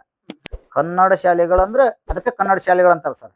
ಕನ್ನಡ ಶಾಲೆಯಲ್ಲಿ ಯಾರು ಕಲಿತಾರ ಸರ್ವಾಂಗೀಣ ಬೆಳವಣಿಗೆ ಸರ್. ನಿಜವಾಗ್ಲು ವೈಜ್ಞಾನಿಕವಾಗಿ ನಾವು ಕನ್ನಡ ಶಾಲೆಯಲ್ಲಿ ಕಲಿತಿರ್ತಕ್ಕಂಥದ್ದು ಬೋಧನೆ ಇವತ್ತು ಪ್ರೈವೇಟ್ ಶಾಲೆಯಲ್ಲಿ ಸಿಗೋದಿಲ್ಲ ಸರ್. ಅದು ಯಾಕೆ ಸಿಗೋದಿಲ್ಲ ಅಂದ್ರೆ ಇಲ್ಲಿ ಸರ್ವಾಂಗೀಣ ಬೆಳವಣಿಗೆ ಅಂದ್ರೆ ನಮ್ಗೆ ಎಲ್ಲಾ ರೀತಿಯಲ್ಲಿ ಅಭ್ಯಾಸ ಚಟುವಟಿಕೆ ಜೊತೆಗೆ ಸಹಪಠ್ಯ ಚಟುವಟಿಕೆಗಳು ಸರ್ವಾಂಗೀಣ ಬೆಳವಣಿಗೆ. ಇವತ್ತು ನಾವು ಕಲ್ತಿರ್ತಕ್ಕಂಥ ಒಂದಿಷ್ಟು ಉದಾಹರಣೆ ಹೇಳ್ತೀನಿ ಸರ್. ನಾವು ಶಾಲೆಗೆ ಹೋದೆವು ಅಂದ್ರೆ ವಿದ್ಯಾಭ್ಯಾಸದ ಜೊತೆಗೆ ಶಿಕ್ಷಕರ ಒಂದು ಏನು ಗೌರವ ಕೊಡ್ತಕ್ಕಂಥ ಅವ್ರ ಕೈ ಕೆಳಗೆ ಕೆಲಸ ಮಾಡ್ತಕ್ಕಂಥ ಪರಿಸ್ಥಿತಿ ಅವಾಗ ಇತ್ತು ಸರ್. ಹಂಗ ಮಾಡಿದ್ರೆ ಖುಷಿ ಆಕಿತ್ತು ಸರ್. ನಮ್ಗೆ ಶಿಕ್ಷಕರು ಒಂದ್ ಕೆಲಸ ಮಾಡಿದ್ರೆ ಖುಷಿ ಆಕಿತ್ರಿ, ಶಾಲೆ ಕೆಲಸ ಮಾಡಿದ್ರೆ ಖುಷಿ ಆಕಿದ್ರಿ. ಅಂತ ಪರಿಸ್ಥಿತಿ ಇದ್ದಾಗ ಮಾತ್ರ ಮಗುವಿನ ಸರ್ವಾಂಗೀಣ ಬೆಳವಣಿಗೆ ಆಕತ್ ಸರ್. ಆದ್ರೆ ಏನಾಗಕತ್ತೈತಿ, ಕೆಲವೊಂದು ಶಾಲೆಯಲ್ಲಿ ಏನೋ ಒಂದು ಬೆಳವಣಿಗೆ ಕಂಡು ಬಂದಾಗ ಅದು ಇಡೀ ರಾಜ್ಯ ಸರ್ಕಾರ ಗಮನಕ್ಕೆ ಬಂದಾಗ ಕೆಲವೊಂದು ಇಂಥ ಪರಿಸ್ಥಿತಿಯನ್ನ ನಿಷೇಧ ಮಾಡ್ತೈತಿ. ಈಗ ನೋಡ್ರಿ ಮೊದಲಿನ ತರ ಇಲ್ಲ ಸರ್. ಹಾಗಾಗಿ ಅದನ್ನು ಕೂಡ ನಾವು ಒಬ್ಬರು ಶಿಕ್ಷಕರಾಗಿ ಮಕ್ಕಳನ್ನು ಯಾವುದಕ್ಕೆ ನಾವು ಕೆಲಸಕ್ಕೆ ಹಚ್ಚಬೇಕು, ಯಾವುದಕ್ಕೆ ನಾವು ಬಳಕೆ ಮಾಡಬಾರ್ದು ಅಂತಕ್ಕಂಥ ನಮ್ಮಲ್ಲಿ ಒಂದು ಸಾಮಾನ್ಯ ಜ್ಞಾನ ಇರ್ಬೇಕು ಸರ್. ಅದಕ್ಕಾಗಿ ಮಕ್ಕಳನ್ನ ವಿದ್ಯಾಭ್ಯಾಸಕ್ಕೆ ನಾವು ಹೆಚ್ಚಿಗೆ ಒತ್ತು ಕೊಟ್ಟು 1% 2% ನಾವು ಮಕ್ಕಳಿಗೆ ಒಳ್ಳೆಯ ಸಂಸ್ಕಾರ ಕಲಿಸ್ತಕ್ಕಂಥ ಮೌಲ್ಯವನ್ನು ಕಲಿಸ್ತಕ್ಕಂಥ ವಿಷಯವನ್ನ ನಾವು ಕೂಡ ಹೇಳಿದಾಗ ಆ ಮಗು ಸರ್ವಾಂಗೀಣ ಬೆಳವಣಿಗೆ ಆಗಲಿಕ್ಕೆ ಸಾಧ್ಯ ಅಂತಕ್ಕಂಥ ಖಂಡಿತವಾಗ್ಲೂ ಸರ್. ಕೊನೆಯದಾಗಿ ಆ ನಿಮ್ಮ ಸಂಘಟನೆದಿಂದ ತಾವೆಲ್ಲ ಏನ್ ಮಾಡಕ್ಕೆ ಸಾಧ್ಯ?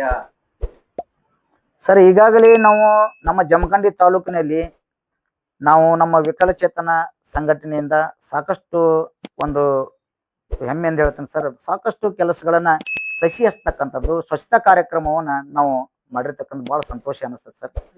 ಆ ಇಡೀ ತಾಲೂಕಿನಲ್ಲಿ ಎಲ್ಲೆಲ್ಲಿ ಸರ್ಕಾರಿ ಕಚೇರಿಗಳಿದಾವ, ಮೊಟ್ಟ ಮೊದಲಿಗೆ ನಾವು ಅಜೆಂಡಾ ಹಾಕಿಕೊಂಡಿರ್ತಕ್ಕಂಥದ್ದು ಎಲ್ಲಿ ಸರ್ಕಾರಿ ಶಾಲೆಗಳಿದಾವ ಆ ಶಾಲೆಗಳಿಗೆ ಪ್ರತಿ ರವಿವಾರ ನಮ್ಮ ತಂಡ ಹೋಗಿ ಆ ಶಾಲೆಗೆ ಒಂದಷ್ಟು ಸಸಿಗಳನ್ನ ನೆಡ್ತಕ್ಕಂಥದ್ದು. ಮೊದಲು ಸ್ವಚ್ಛತಾ ಕಾರ್ಯಕ್ರಮ ಮಾಡಿ ಆಮೇಲೆ ಬರುವಾಗ ಒಂದು ಸಸಿ ನೆಟ್ಟು ಅಲ್ಲಿರ್ತಕ್ಕಂಥ ಮುಖ್ಯ ಗುರುಗಳು, ಅಲ್ಲಿರ್ತಕ್ಕಂಥ ಶಿಕ್ಷಕರ ಜೊತೆಗೆ ಒಂದಿಷ್ಟು ಅಲ್ಪೋಪಹಾರ ಪಡೆದುಕೊಂಡು ಆ ಶಾಲೆಗೆ ಹೋಗಿ ಬಂದಾಗ ಬಹಳ ನೆಮ್ಮದಿ ಬರ್ತಿತ್ತು.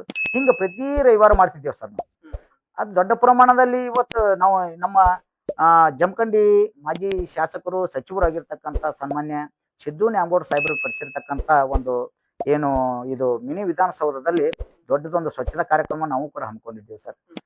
ಬಹಳ ಹೆಮ್ಮೆ ಅನಿಸ್ತದೆ ಸರ್. ಅಲ್ಲಿ ತಹಸೀಲ್ದಾರ್ ಸಾಹೇಬರು ಮತ್ತು ನಮ್ಮ ಎ ಸಿ ಸಾಹೇಬರು ಕುಲ್ಲೋಳಿ ಸಾಹೇಬರು ಇದ್ರಿ ಸರ್. ಅವಾಗ ಚನ್ಗೋಣ ಸಾಹೇಬರು ತಹಸೀಲ್ದಾರ್ ಸಾಹೇಬರು ಇದ್ರಿ. ಆ ಸಂದರ್ಭದಲ್ಲಿ ನಾವು ಹೋಗಿ ಹೇಳಿದಾಗ ಅವ್ರು ನಮ್ಗೆ ವಿಕಲಚೇತನ ಸಂಘಟನೆ ಮಾಡ್ತಿದ್ದ ಕೆಲಸ ನೀವು ಮಾಡ್ರಿ ಅಂತ ಸಂಡೇ ಅವತ್ತು ರಜಾ ಇತ್ತಂದ್ರು ಸಹಿತ ನಮ್ಮ ಜೊತೆಗೆ ಬಂದು ಎಲ್ಲರೂ ನಮ್ಮ ಜೊತೆಗೆ ಸಹಕಾರ ಕೊಟ್ಟು ಇಡೀ ಮಿನಿ ವಿಧಾನಸೌಧ ಸ್ವಚ್ಛತಾ ಕಾರ್ಯಕ್ರಮದಲ್ಲಿ ಭಾಗಿಯಾಗಿ ಪ್ರತಿಯೊಂದು ಅಲ್ಲಿ ಸಸಿಗಳನ್ನ ನೆಟ್ಟು ಎಷ್ಟು ಖುಷಿ ಖುಷಿಯಾಗಿ ಇವತ್ತು ನೋಡ್ರಿ ವಿಧಾನಸೌಧದಲ್ಲಿ ಸ್ಟೀಲ್ ಹಿಡಿಕೆ ಹಾಕಿರ್ತಕ್ಕಂಥದ್ದು ಕೇವಲ ಒಂದೇ ಒಂದು ದಿನದಲ್ಲಿ.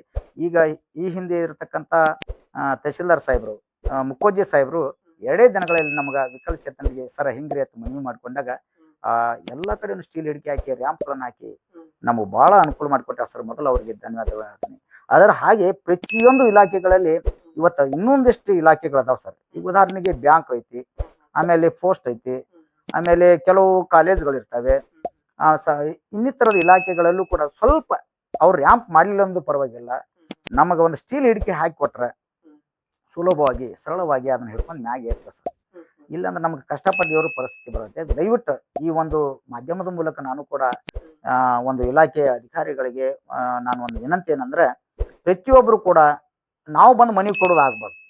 ನೀವೇ ನಿಮ್ಮ ತಿಳಿದ ವಿಕಲಚೇತನರ ಗಮನದಲ್ಲಿ ಇಟ್ಕೊಂಡು ನಿಮ್ಮ ಮೆಟ್ಟಿಲ ಏನು ನಾವು ಏರ್ತೇವಲ್ಲ ಒಳಗ ಎಂಟ್ರೆನ್ಸ್ ಅಂತಕ್ಕಂಥ ದ್ವಾರ ಬಾಗಿಲದಲ್ಲಿ ಒಂದು ಸ್ಟೀಲ್ ಹಿಡಿಕೆ ದಯವಿಟ್ಟು ನೀವು ಹಾಕಿಸ್ಬೇಕು. ನಾವು ಪ್ರತಿಯೊಬ್ಬರು ವಿಕಲಚೇತನರು ಮತ್ತು ವಯೋವೃದ್ಧರು ಬರುವಾಗ ಅಡಚಣೆ ಆಗದಂತೆ ತಾವು ದಯವಿಟ್ಟು ನಮಗೆ ಅವಕಾಶ ಮಾಡಿ ಕೊಡಬೇಕು ಅಂತಕ್ಕಂಥ ಈ ಮಾಧ್ಯಮದ ಮೂಲಕ ನಾನು ತಮ್ಮಲ್ಲಿ ಕೇಳ್ಕೊಳ್ತೇನೆ. ಓಕೆ ಸರ್, ಖಂಡಿತವಾಗ್ಲೂ ಇಷ್ಟೆಲ್ಲ ತಾಲೂಕು ಅಧ್ಯಕ್ಷರಾಗಿ ಶಿಕ್ಷಕರಾಗಿದ್ರಿ, ಆ ಕಲ್ಲು ಈ ಕಲ್ಲು ಬಡದು ಈಗ ಒಂದು ಒಳ್ಳೆ ಹಂತಕ್ಕೆ ಬಂದಿದ್ದೀರಿ. ಬಹಳ ಖುಷಿ ಆಗುತ್ತೆ ನಿಮ್ ಜೊತೆ ಮಾತನಾಡಿ ಸರ್. ನಾವು ಈ ಕಾರ್ಯಕ್ರಮದ ಮುಖಾಂತರ ಯಾರಾದ್ರೂ ನಿಮ್ಗೆ ಸಹಕಾರ ಮಾಡಿದವ್ರಿಗೆ, ಆಮೇಲೆ ನಿಮ್ಮನ್ನ ಎತ್ತಿ ತಂದವರಿಗೆ ಕೊನೆಯದಾಗಿ ಏನಾದ್ರೂ ಅವ್ರಿಗೆ ಧನ್ಯವಾದ ಹೇಳಕ್ ಇಷ್ಟಪಡ್ತೀರಂತ? ಸರ, ಈಗಾಗಲೇ ನಾನು ಜಮಖಂಡಿ ತಾಲೂಕಿನಲ್ಲಿ ಶಿಕ್ಷಕನಾಗಿ ಬಂದ ಮೇಲೆ ಸಾಕಷ್ಟು ಜನ ನನಗೆ ಪ್ರತ್ಯಕ್ಷವಾಗಿ ಪರೋಕ್ಷವಾಗಿ ನನಗೆ ಸಹಕಾರ ನೀಡಿದ್ದಾರೆ. ಸರ್ಕಾರದ ಜೊತೆಗೆ ನಮ್ಮ ಮಾಜಿ ಶಾಸಕರು ಆನಂದ್ ನ್ಯಾಮಗೌಡ ಸಾಹೇಬರು ಸಹ ಮತ್ತು ಗುಡಗುಂಡಿ ಸಾಹೇಬರು ಸಹ ನಮ್ಗೆ ಬಹಳಷ್ಟು ವಿಕಲಚೇತನರಿಗೆ ಹೋದ ತಕ್ಷಣ ನಮ್ಮ ಕೆಲಸ ಕಾರ್ಯಗಳಿಗೆ ಸ್ಪಂದಿಸ್ತಾರೆ ಸರ್. ಒಂದೇದ್ರಿ ಮತ್ತು ಅಷ್ಟೇ ವಿಕಲಚೇತನರ ಒಂದು ಮೇಲೆ ಕಾಳಜಿ ಇರ್ತಕ್ಕಂಥದ್ದು ನಮ್ಗೆ ತೋರಿಸ್ಕೊಟ್ಟಾರೆ. ಯಾಕಂದ್ರೆ ಈ ಹಿಂದೆ ಆನಂದ್ ನ್ಯಾಮಗೌಡ ಸಾಹೇಬರು ನಾವು ಕೇವಲ ಒಂದೇ ಒಂದು ಮನವಿಯನ್ನು ಸಲ್ಲಿಸಿದ್ದಕ್ಕಾಗಿ ನಮ್ಮ ವಿಕಲಚೇತನರಿಗಾಗಿ ತಾಲೂಕಾ ಒಂದು ಗ್ರೌಂಡ್ನಲ್ಲಿ ವಿಕಲಚೇತನರ ಭವನವನ್ನ ಅವ್ರು ಮಾಡಿಕೊಟ್ಟಾರ. ಮೊದಲಿಗೆ ಮಾನ್ಯ ಮಾಜಿ ಶಾಸಕರಾಗಿರ್ತಕ್ಕಂಥ ಆನಂದ್ ನ್ಯಾಮಗೌಡ ಸಾಹೇಬರಿಗೆ ಅವ್ರಿಗೆ ತುಂಬ ಧನ್ಯವಾದಗಳನ್ನು ತಿಳಿಸ್ತೀನಿ. ಅದೇ ರೀತಿ ಗುಡಗುಂಡಿ ಸಾಹೇಬರು ಕೂಡ ನಾವು ಸಾಕಷ್ಟು ಸಲ ಮನವಿ ಕೊಟ್ಟಾಗ ಆಗ ನಮ್ಗೆ ಸ್ಪಂದಿಸಿ ಅನೇಕ ವಿಕಲಚೇತನರಿಗೆ ಒಂದು ಸಹಾಯ ಸೌಲಭ್ಯ ನೀಡಿರ್ತಕ್ಕಂಥದ್ದು ಕೂಡ ಈ ಸಂದರ್ಭದಲ್ಲಿ ಹೇಳಿಕೆ ಬಯಸ್ತೀನಿ ಸರ್. ಅದರ ಜೊತೆಗೆ ಬರುವ ಡಿಸೆಂಬರ್ 3ರಂದು ವಿಶ್ವ ವಿಕಲಚೇತನ ದಿನಾಚರಣೆಯನ್ನು ಆಚರಣೆ ಮಾಡ್ತೇವೆ. ಅದಕ್ಕೂ ಪೂರ್ವ ಸಿದ್ಧತೆಯನ್ನು ನಾವು ಮಾಡ್ಕೊಳಕತ್ತೇವೆ. ಅದಕ್ಕೆ ತಾವೆಲ್ಲರೂ ಕೂಡ ಸಹಕಾರ ನೀಡಬೇಕು. ಇಲಾಖೆ 5% ಅನುದಾನ ಇರ್ತದೆ ಸರ್. ನಮ್ದು ಇಲಾಖೆಯಲ್ಲಿ ಪ್ರತಿ ವರ್ಷ 5% ಅನುದಾನ ಇರುತ್ತೆ. ಆ ಅನುದಾನವನ್ನು ಸದ್ಬಳಕೆ ಆಗಬೇಕು. ಯಾಕಂದ್ರೆ ಈ ಒಂದು ನಮ್ಮ ಇದು ಒಂದು ಏನಪ್ಪ ಅಂದ್ರೆ ಪ್ರಾಂತ್ಯ ಇದು, ರಾಜರು ಆಳಿರ್ತಕ್ಕಂಥ ಪ್ರಾಂತ್ಯದಲ್ಲಿ ಯಾವುದೇ ಕಾರ್ಯಕ್ರಮ ಮಾಡಿ ಅತ್ಯಂತ ಯಶಸ್ವಿಯಾಗಿ ನಡೀತಾವ. ಹಾಗಾಗಿ ನಾವು ಕೂಡ ಒಂದು ಅಪೇಕ್ಷೆ ಪಟ್ಟೆವು. ನಮ್ಮ ಹೋದ ವರ್ಷ ನಾವು ಒಂದು ಕಾರ್ಯಕ್ರಮ ಮಾಡ್ಬೇಕಂತೇಳಿ ನಮ್ಮ ಮನಸ್ಸಿನಲ್ಲಿ ಇತ್ತು. ಅದು ಬ್ಯಾಡಪ್ಪ ಮುಂದಿನ ಸಲ ಮಾಡಕತ್ತಂತಕ್ಕಂಥದ್ದು ನಮ್ಮ ತಾಲೂಕಾ ಅಧಿಕಾರಿಗಳು ಹೇಳಿದಾಗ ನಾವು ಮುಂದೂಡಿದೆವು. ಈ ವರ್ಷ ನಾವು ವಿಶ್ವ ವಿಕಲಚೇತನ ದಿನಾಚರಣೆಯನ್ನ ನಮ್ಮ ಜಮಖಂಡಿ ತಾಲೂಕಿನಲ್ಲೇ ನಾವು ಮಾಡ್ಬೇಕಂತಕ್ಕಂಥ ಒಂದು ಯೋಚನೆ ಹಾಕೊಂಡೆವು. ಆ ಒಂದು ಕಾರ್ಯಕ್ರಮಕ್ಕೆ ಏನಪ್ಪಾ ಅಂದ್ರೆ ಎಲ್ಲಾ ಇಲಾಖೆಯವರು ಕೂಡ 5% ಅನುದಾನ ಸಹಕಾರ ನೀಡಿ ನಮ್ಮ ಒಂದು ಕಾರ್ಯಕ್ರಮ ಯಶಸ್ವಿಗೊಳಿಸಬೇಕು. ಈ ಒಂದು ಏನು ತಾಲೂಕಾ ಜಮಖಂಡಿ ಶಾಸಕರು ಆಗಿರತಕ್ಕಂಥ ಸನ್ಮಾನ್ಯ ಜಗದೀಶ್ ಗುಡ್ಗಂಟಿ ಸಾಹೇಬರು ಮತ್ತು ಮಾಜಿ ಶಾಸಕರು ಆಗಿರತಕ್ಕಂಥ ಆನಂದ ನ್ಯಾಮಗೌಡ ಸಾಹೇಬರು ಕೂಡ ನಮ್ಮ ಒಂದು ವಿಶ್ವ ವಿಕಲಚೇತನ ದಿನಾಚರಣೆ ಮಾಡಲು ತಾವು ಒಂದು ಅನುಮತಿ ನೀಡಬೇಕು, ಒಂದು ಅವಕಾಶವನ್ನು ನೀಡಬೇಕು ಅಂತಕ್ಕಂಥದ್ದು ಈ ಸಂದರ್ಭದಲ್ಲಿ ನಾನು ಕೇಳ್ಕೊಳ್ತೇನೆ ಸರ್. ಖಂಡಿತವಾಗ್ಲೂ ಸರ್, ಬಹಳ ಖುಷಿ ಆಗುತ್ತೆ ನಿಮ್ ಜೊತೆ ಮಾತಾಡಿ. ಈವರೆಗೂ ನಮ್ಮ PMTV ಮಾಧ್ಯಮಕ್ಕೆ ಬಂದು ತಮ್ಮ ಕಿರು ಪರಿಚಯನ ಮಾಡ್ಕೊಂಡಿದ್ದಕ್ಕೆ ತಮ್ಗೆ ಪೂರಕವಾದ ನಮಸ್ಕಾರ ಸರ್. ಇನ್ನೊಂದಿಷ್ಟು ಸರ್, ನಾವು ಕೂಡ ಈ ಒಂದು ಏನಪ್ಪಾ ಅಂದ್ರೆ ವಿಕಲಚೇತನರ ಒಂದು ಏನು ಒಂದು ದೊಡ್ಡ ಪ್ರಮಾಣದಲ್ಲಿ ನಮ್ದು ಒಂದು ಶಕ್ತಿ ನೀಡಿರ್ತಕ್ಕಂಥದ್ದು ಒಂದು ಮಾಧ್ಯಮ ಯಾವ್ದಾದ್ರೆ VMTV ಚಲನ್ದವರು ಮಂಜುನಾಥ್ ಸರ್ ಬಹಳ ನಮಗೆ ಸಹಕಾರ ಕೊಡ್ತೀರಿ. ನಿಮ್ಮಂತ ಒಂದು ಚಲನ್ದವರು ನಮಗೆ ಸಹಕಾರ ಕೊಟ್ಟಿದ್ದೆ ಆದ್ರೆ ನಾವು ಕೂಡ ಒಳ್ಳೆ ಸಹಾಯ ಸೌಲಭ್ಯ ಪಡಿಲಿಕ್ಕೆ, ಸರ್ಕಾರದಲ್ಲಿ ಮನವಿ ಮಾಡ್ಕೊಳ್ಳಿಕ್ಕೆ, ಸರ್ಕಾರದಿಂದ ಸಿಗ್ತಕ್ಕಂಥ ಸೌಲಭ್ಯಗಳನ್ನು ಪಡಿಲಿಕ್ಕೆ ನಿಮ್ಮ ಚಾನಲ್ ಕೂಡ ಬಹಳ ಸಹಾಯ ಸಹಕಾರ ನೀಡಿದೆ. ತಮಗೂ ಕೂಡ ಧನ್ಯವಾದಗಳು ಹೇಳ್ತೀನಿ ಸರ್. ನಮಸ್ಕಾರ. ಧನ್ಯವಾದಗಳು ಸರ್. ನಮಸ್ಕಾರ ಸರ್. ಸ್ನೇಹಿತರೆ, ನೋಡಿದ್ರಲ್ಲ, ವಿಕಲಚೇತನರಂದ್ರೆ ದುಡ್ಡು ಕೇಳಕ್ಕೆ ಬಸ್ ಸ್ಟ್ಯಾಂಡ್ ಮೇಲೆ, ದಾರಿ ಮೇಲೆ ಇರ್ತಾರಂತ ಕೆಲವೊಂದು ಆಹಾಪೋಹಗಳ ಮಾತುಗಳು ಇರ್ತಾರೆ, ಇಲ್ಲ ಅಂತ ಹೇಳ್ತಾ ಇಲ್ಲ. ಎಲ್ಲೋ ಒಂದು ಕಡೆ ಶಿಕ್ಷಣ ಕಡಿಮೆ ಇರುತ್ತೆ ಅಥವಾ ಕೌಟುಂಬಿಕ ಸಮಸ್ಯೆಗಳಿರುತ್ತೆ, ಏನೇನು ನೂರಾರು ರೀತಿಯ ಸಮಸ್ಯೆ ಇರುತ್ತೆ. ಇದೇ ಕುರಿತಾಗಿ ಇದೇ ವೇದಿಕೆ ಮೇಲೆ ಮತ್ತೊಂದು ದಿನ, ಅಂದ್ರೆ ಇದು ಮೊದಲನೇ ಎಪಿಸೋಡ್, ಅಂದ್ರೆ ಫಸ್ಟ್ ಎಪಿಸೋಡ್. ಇದು ಸೆಕೆಂಡ್ ಎಪಿಸೋಡ್ ಅಲ್ಲಿ ಯಾಕೆ ಕೂಡ್ತಾರೆ, ಯಾಕೋಸ್ಕರ ಕೂಡ್ತಾರೆ, ವಿಕಲಚೇತನರ ಜೀವನವನ್ನ ಸಂಪೂರ್ಣವಾಗಿ ಯಾವ ರೀತಿ ಇರಬೇಕು ಅನ್ನೋದು ಕುರಿತಾಗಿ ಮತ್ತೊಂದು ವಿಚಾರದಲ್ಲಿ ಅಥವಾ ಮತ್ತೊಂದು ಕಾರ್ಯಕ್ರಮದಲ್ಲಿ ಖಂಡಿತವಾಗ್ಲೂ ನಮ್ಮ PMTV ವಾಹಿನಿಯಲ್ಲಿ ನಾವು ಪ್ರಸಾರ ಮಾಡ್ತೀವಿ ಸ್ನೇಹಿತರೆ. ಈಗಾಗಲೇ ಚಂದ್ರು ಅವರ ಶಿಕ್ಷಣದ ಜೀವನ, ಕೌಟುಂಬಿಕ ಜೀವನ, ಆಮೇಲೆ ಅವರ ತಂದೆ ತಾಯಿ ಪಡ್ತಿರುವಂತ ಕಷ್ಟವನ್ನ ತಂದೆ ತಾಯಿ ಯಾವ ರೀತಿಯಾಗಿ ಸಹಕಾರ ಮಾಡಿದ್ರು ಅನ್ನೋ ಕುರಿತಾಗಿ ಒಂದು ವಿಶೇಷತೆಯನ್ನ ಹೇಳಿದ್ರ ಜೊತೆಗೆ ಸ್ವಚ್ಛತೆಯ ಕಾರ್ಯಕ್ರಮದ ಬಗ್ಗೆ ಬಹಳ ಅತ್ಯುನ್ನತವಾಗಿ ಮಾತನಾಡಿದ್ರು. ಬಹಳ ಖುಷಿ ಆಗುತ್ತೆ. ಇಲ್ಲಿ ಎಲ್ಲರೂ ನಾವು ಸರಿ ಸಮಾನರು ಅನ್ನುವ ಒಂದು ನೀತಿ ಪಾಠ ತರ ಇತ್ತು. ನಿಜವಾಗ್ಲೂ ಖುಷಿ ಆಗುತ್ತೆ ಸ್ನೇಹಿತರೆ. ಮತ್ತೊಂದು ಇದೇ ತರ ವ್ಯಕ್ತಿಗಳನ್ನ ಗುರುತಿಸ್ತೀವಿ. ಈ ಭಾಗವನ್ನ ಮತ್ತೊಮ್ಮೆ ಮಾಡ್ತೀವಿ ಸ್ನೇಹಿತರೆ, ಮತ್ತೊಂದು ವಿಶೇಷ ಕಾರ್ಯಕ್ರಮ ಅಂತ ತಿಳಿಸ್ತೀವಿ ಸ್ನೇಹಿತರೆ. ಇಷ್ಟೇ, ನಾವು ವಿಕಲಚೇತನರು ದೇಹಕ್ಕಾಗಿರ್ಬೋದು, ಆದ್ರೆ ನಮ್ಮ ಮನಸ್ಸಿಗೆಲ್ಲ. ಇವತ್ತು ವಿಕಲಚೇತನರಿದ್ದವರು ಏನೇನೋ ದೊಡ್ಡ ದೊಡ್ಡ ಹುದ್ದೆಯಲ್ಲಿದ್ದಾರೆ, ರಾಷ್ಟ್ರವನ್ನ ಆಳಿದ್ದಾರೆ, ರಾಜ್ಯವನ್ನ ಆಳಿದ್ದಾರೆ, ಇಂಥವ್ರಿದ್ದಾರೆ. ಇಂಥವ್ರಿಗೆಲ್ಲ ಈ ಕಾರ್ಯಕ್ರಮ ಮುಟ್ಲಿ, ನೀವು ಸ್ಫೂರ್ತಿ ಆಗ್ಲಿ ಅನ್ನೋದೇ ನಮ್ಮ ಈ ಕಾರ್ಯಕ್ರಮದ ಉದ್ದೇಶ. ಅದಕ್ಕಾಗಿನೇ ಈ ಕತ್ತಲ ಬೆಳಕು ಕಾರ್ಯಕ್ರಮವನ್ನ ನಮ್ಮ PMTVಯಲ್ಲಿ ಪ್ರಾರಂಭ ಮಾಡಿ ತಮ್ಮೆಲ್ಲರ ಆಶೀರ್ವಾದದಿಂದ ಕೊಂಡೋಗ್ತಾ ಇದೀವಿ. ಇನ್ನೂ ಕೂಡ ನಿಮ್ಮ ಆಶೀರ್ವಾದ ಬಹಳ ಅವಶ್ಯಕತೆ ಸ್ನೇಹಿತರೆ. ಇಲ್ಲಿವರೆಗೆ ಬಂದು ಮಾತಾಡಿದಂತ ಚಂದ್ರು ಅವರಿಗೆ ಹೃತ್ಪೂರ್ವಕವಾದ ಅಭಿನಂದನೆಗಳು ಸರ್. ತಮಗೂ ಕೂಡ ಮುಂದಿನ ವಿಶೇಷ ಕಾರ್ಯಕ್ರಮದೊಂದಿಗೆ ಸಿಗ್ತೀವಿ ಸ್ನೇಹಿತರೆ. ನಿಮ್ಮ ಚಂದ್ರೂರ್ ಅವ್ರ ಬಗ್ಗೆ ನಿಮ್ಮ ಅಭಿಪ್ರಾಯ ಏನು, ಅಂಗವಿಕಲರ ಬಗ್ಗೆ ಅಭಿಪ್ರಾಯ ಏನು, ದಯವಿಟ್ಟು ಕಮೆಂಟ್ ಬಾಕ್ಸ್ ಅಲ್ಲಿ ತಿಳಿಸಿ. ಎಲ್ರಿಗೂ ವಿಕಲಚೇತನರು ರಾಜ್ಯದಲ್ಲಿ, ದೇಶದಲ್ಲಿ ಇಲ್ಲಿವರೆಗೂ ಶೇರ್ ಮಾಡಿ ಸ್ನೇಹಿತರೆ. ಮತ್ತೊಂದು ವಿಶೇಷ ಚರ್ಚೆಯೊಂದಿಗೆ ಬರ್ತೀನಿ. ನಿಮ್ಮ GK ಮಂಜುನಾಥ್. ನಮಸ್ಕಾರ.